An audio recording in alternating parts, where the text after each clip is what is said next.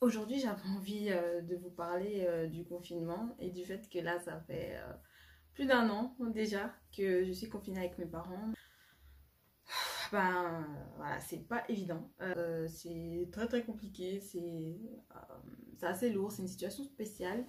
Et j'avais envie de vous parler de comment est-ce que je le vis, comment est-ce que je le gère et qu'est-ce que j'ai mis en place pour que ce soit pas insupportable en fait.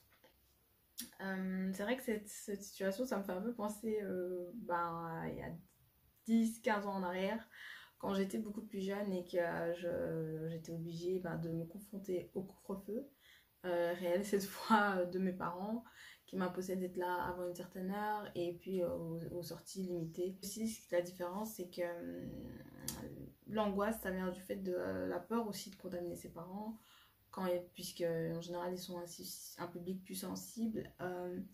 Et donc, forcément, je dois aussi faire 2 fois plus attention, ne pas attraper le Covid. Voilà, je voulais juste vous parler de ça. La première chose, c'est tout con, en fait, c'est les livres. Euh, j'ai lu beaucoup pendant ce confinement, j'ai acheté pas mal de livres, j'ai beaucoup réfléchi à plein de sujets et ça a été vraiment un moment d'introspection très très intense.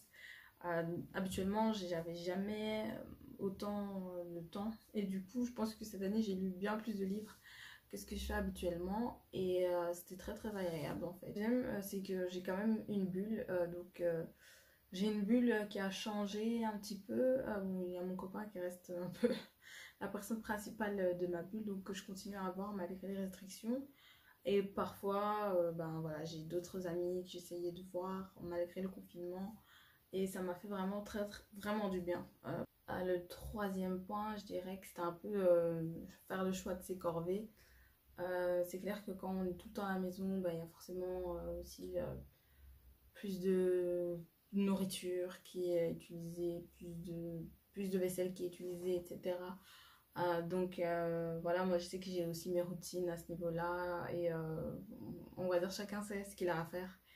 Et bon, le fait de grandir aussi, ça aide. En tout cas, je suis ok par exemple à tout le temps faire la vaisselle mais je vais pas forcément cuisiner, etc. Donc c'est un peu trouver un équilibre là-dessus et ne pas se prendre la tête pour ça parce que ouais, je pense que c'est important de choisir des corvées qu'on arrive à gérer, qui ne nous dérangent pas, pour pouvoir permettre à chacun un équilibre et aussi notre organisation en fait de la maison, pour que chacun se sente responsable de ce qui se passe et de ne pas donner toute la charge mentale sur une seule personne. Et puis, ouais, trouver une activité obsessionnelle, moi dans mon cas, c'est vrai qu'Internet, ça m'a bien aidé et mon blog aussi parce que je me suis vraiment décidée à aller plus en profondeur et à bosser beaucoup dessus et c'est chouette, j'aime beaucoup ça. Moi, c'est un peu mon activité pilier qui fait partie de ma routine. Et puis ça rejoint aussi mon cinquième point, c'est le fait d'avoir des structures très fortes et des routines. Ouais, je sais plus ou moins à quoi vont ressembler mes journées tous les jours. Même si je laisse la place à la magie, ça fait aussi partie de ma personnalité et de mon caractère. Mais c'est clair que la structure, ça aide aussi à pas péter un câble et à avoir